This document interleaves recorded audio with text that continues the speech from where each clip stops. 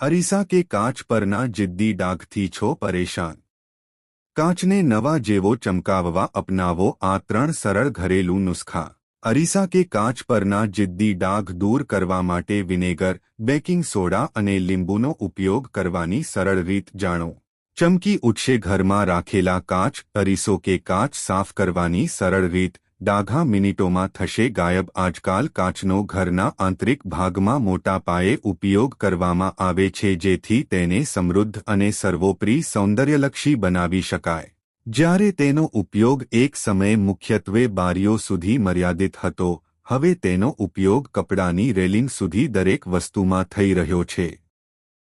બાથરૂમથી લઈને dressing room સુધી કાચ ઘરના તમામ ખૂણામાં જોવા મળી જાય છે। જ્યારે તે સુંદર દેખાય છે ત્યારે તે ખૂબ જ ઝડપથી ગંદા પણ થઈ જાય છે। જો કે તમે તમારા ઘરમાં કાચની સાફ કરવા માટે આ 3 અસરકારક પદ્ધતિઓથી પરિચિત છો તો તેને સાફ કરવું એ કામકાજ જેવું લાગવાની જરૂર નથી।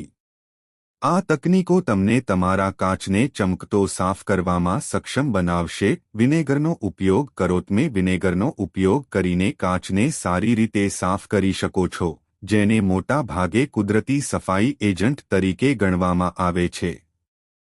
તે ડાઘ દૂર કરવા અને કાચની સ્પષ્ટતા પુનઃસ્થાપિત કરવા માટે ઉત્તમ છે। સફાઈ માટે તેનો ઉપયોગ કરવા માટે ફક્ત સ્પ્રે બોટલમાં વિનેગર અને પાણી મિક્સ કરો। મિશ્રણને સારી રીતે હલાવો, તેને કાચની સપાટી પર સ્પ્રે કરો અને પછી તેને સાફ કરો। ઘરે કુંડામાં અથવા બગીચામાં કાજુનો છોડ ઉગાડવાની સરળ રીત। બેકિંગ સોડાથી ડાઘ દૂર કરો। કાચ સાફ કરવા માટે બેકિંગ સોડા બીજો અસરકારક વિકલ્પ છે, કારણ કે તે હળવા સ્ક્રબિંગ એજન્ટ તરીકે કામ કરે છે। તેનો ઉપયોગ કરવા માટે બેકિંગ સોડાને પાણીમાં મિક્સ કરીને પેસ્ટ બનાવો। આ પેસ્ટને નરમ કપડાં અથવા ઘર્ષક વગરના સ્પોન્જનો ઉપયોગ કરીને કાચની સપાટી પર લગાવો।